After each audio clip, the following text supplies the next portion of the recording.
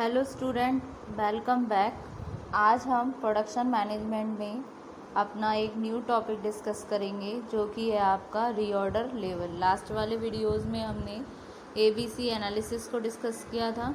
ये है आपका रीऑर्डर लेवल। ये रीऑर्डर लेवल और जो एबीसी एनालिसिस किया था ये क्या थी, आपकी इन्वेंट्री मैनेजमेंट की टेक्निक्स थी। ठीक है, ये आपका टॉपिक है आपके सिलेबस में। तो आइए जानते हैं हम रीऑर्डर लेवल के बारे में। रीऑर्डर लेवल क्या होता है? Reorder level is that level of material. ये रीऑर्डर लेवल वो लेवल है मटेरियल का eight which a new order for supply of materials, जिस पर कोई न्यू ऑर्डर आता है सप्लाई के लिए मटेरियल्स की, इज़ टू बी प्लेस, जो कि प्लेस होता है। ठीक है, तो the concept of reorder level is, जो कॉन्सेप्ट होता है आपका रीऑर्डर लेवल का, वो बेसिकली रिलेटेड होता है आपके लीड टाइम डिमांड से। ठीक है, अब यहाँ क्वेश्चन अराइज होता है कि एक्चुअल में लीड टाइम क्या होता है। ठीक है, तो लीड टाइम होता है आपका वो टाइम जो बिटवीन में होता है आपके इनिशिएशन और इनिशिएट किया जैसे कोई चीज़, फिर completion of a production process. तो लीड टाइम क्या होता है? लीड टाइम होता है the time between initiation and completion of a production process. ठीक है, ऑन द अदर हैंड, दूसरी ओर रीऑर्डर लेवल क्या है? ये एक लेवल है इन्वेंट्री का वेयर बिजनेस नीड टू, जहाँ पर बिजनेस को क्या ज़रूरत होती है प्लेस करने की सफिशिएंट ऑर्डर फॉर रिप्लेनिशमेंट के लिए। ठीक है, of inventory by keeping the safer stock.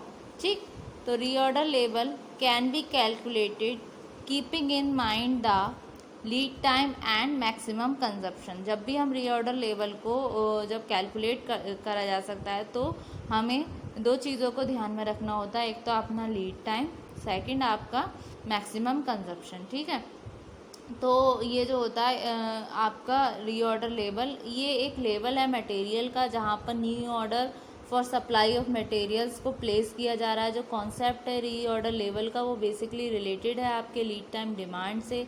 Problem क्या है डिमांड की कि ये क्या हमेशा ही एक्यूरेट प्रोजेक्ट नहीं हो सकती। मतलब आज किसी की डिमांड हुई, कल किसी की डिमांड हुई, तो over the lead time carrying जो होती है, जो कैरिंग कॉस्ट जो हमने कैलकुलेट की थी इकोनॉमिक ऑर्डर क्वांटिटी की, carrying of too much and too little of inventory is detrimental of to the form. मतलब डिमांड के अकॉर्डिंग कैरिंग कॉस्ट भी फिर उस हिसाब से वेरी करेगी ना।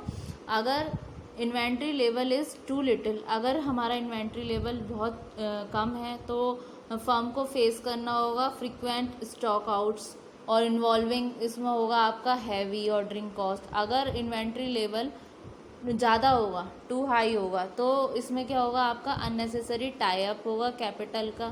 तो इसके रिगार्डिंग एक एफिशिएंट इन्वेंट्री मैनेजमेंट को रिक्वायर होती है एक फर्म को कि वो मेंटेन करे अपना ऑप्टिमम लेवल ऑफ इन्वेंट्री, जहाँ पर क्या है आपकी इन्वेंट्री कॉस्ट मिनिमम हो।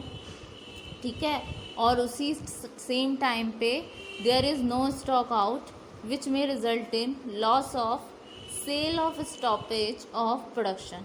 फिर इस कंडीशन में क्या आता है, एक रीऑर्डर पॉइंट आता है। ये वो पॉइंट होता है या लेवल होता है स्टॉक का, स्टॉक ऑफ इन्वेंट्री का, eight which the purchase department क्या करता है, इनिशिएट करता है फ्रेश परचेज ऑफ मटेरियल और ऑर्डर करता है। ऑर्डर जो है आपका प्लेस हो रहा है दूसरे सप्लायर के साथ with the supplier for fresh supply. This point is fixed, ये कहीं ना कहीं पॉइंट आपका फिक्स है किसके बिटवीन में, आपके मैक्सिमम और मिनिमम इन्वेंट्री लेवल के, इस वे में कि जिससे कि जो क्वांटिटी है मटेरियल की वो अवेलेबल हो सके between the minimum and this point में भी सफिशिएंट, ये पॉइंट सफिशिएंट होता है to meet the production requirement upon the time fresh supplies are receive. ठीक है, तो इस कंडीशन में कुछ नंबर ऑफ मेथड्स होते हैं डिमांड फोरकास्टिंग के रिगार्डिंग। तो इसमें रीऑर्डर लेवल को कैलकुलेट करने के लिए हमें माइंड में दो चीज़ें रखनी होती है, एक तो लीड टाइम, सेकेंडरी रहता है उसका मैक्सिमम कंजप्शन। तो इसके बेसिकली दो फॉर्मूले हैं और करके हम देखते हैं, देन उसके अकॉर्डिंग हम एक न्यूमेरिकल भी डिस्कस करेंगे, ठीक है। तो आइए हम देखते हैं क्या है। तो जो फॉर्मूला है, फॉर्मूला क्या होता है रीऑर्डर लेवल का। लीड टाइम, जैसा कि मैंने बताया था, लीड टाइम क्या होता है, ये टाइम है जो बिटवीन है इनिशिएशन और कंप्लीशन में प्रोडक्शन प्रोसेस के। फिर रेट ऑफ कंजप्शन हो गया, ठीक है। और या फिर इसका एक सेकंड भी फॉर्मूला हो सकता है, और में लिख सकते हैं आप reorder level is equal to lead time demand plus safety stock, ठीक है। इन दोनों तरीके से जैसी भी वैल्यू आपको गिवन होगी उस हिसाब से आप कैलकुलेट करेंगे। Lead time rate of consumption दे रखा है तो ये वाला फॉर्मूला लगाएंगे फर्स्ट वाला, और लीड टाइम डिमांड और सेफ्टी स्टॉक दे रखा है तो आप सेकंड वाला फॉर्मूला अप्लाई कर सकते हैं। इस कंडीशन में हम एक न्यूमेरिकल देखते हैं क्या है। मिनिमम डेली रिक्वायरमेंट है 800 यूनिट्स। टाइम रिक्वायर्ड है रिसीव करने की emergency supplies 4 days. Average daily requirement है आपकी 700 यूनिट्स, और मिनिमम डेली रिक्वायरमेंट है आपकी 600 यूनिट्स, ठीक है। और क्या है आपकी मिनिमम डेली रिक्वायरमेंट हो गई आपकी, मिनिमम डेली रिक्वायरमेंट कितनी हो गई आपकी 600 यूनिट। टाइम रिक्वायर्ड हो गया आपका रिफ्रेश सप्लाईज का 1 मंथ, यानी कि आपका 30 डेज, ठीक है। इसमें हमें कैलकुलेट करनी है ऑर्डरिंग पॉइंट, ऑर्डरिंग पॉइंट भी बोलते हैं इसको, या फिर आपका रीऑर्डर लेवल। इस कंडीशन में फॉर्मूला पुट करेंगे। क्या क्या चीज़ें गिवन दे रखी हैं आपकी, जो मैक्सिमम डेली क्या दे रखी है आपकी, जैसे पहली थी आपकी मैक्सिमम डेली रिक्वायरमेंट कितनी दे रखी है आपकी 800 यूनिट, ठीक है।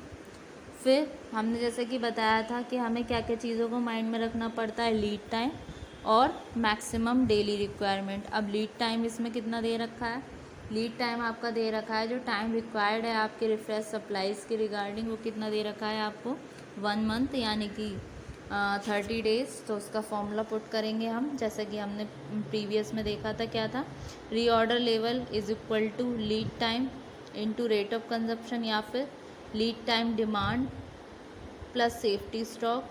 तो इसमें क्या क्या आपको मेंशन है, जैसा कि मैंने बताया था रीऑर्डर लेवल को कैलकुलेट करते हैं तो 2 चीज़ें माइंड में रखनी होती हैं। तो हम क्या करेंगे, मैक्सिमम डेली और वीकली और मंथली यूजेस, कितना यूजेस हो रहा है, यानी कि जो आपका कंजप्शन है, रेट ऑफ कंजप्शन, इसको रेट ऑफ कंजप्शन भी बोल सकते हैं ना, रेट ऑफ कंजप्शन भी बोल सकते हैं।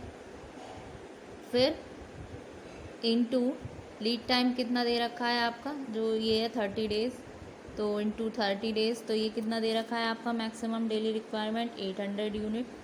तो यहाँ 800 यूनिट आ गया इनटू 30, तो कितना निकल कर आया आपका 24,000 यूनिट। ये क्या हुआ आपका रीऑर्डर लेवल। तो ये आपका हैंसफोर्थ ये आपका आंसर हो गया। तो होप सो स्टूडेंट आपको ये लेक्चर समझ आया। Thank you very much.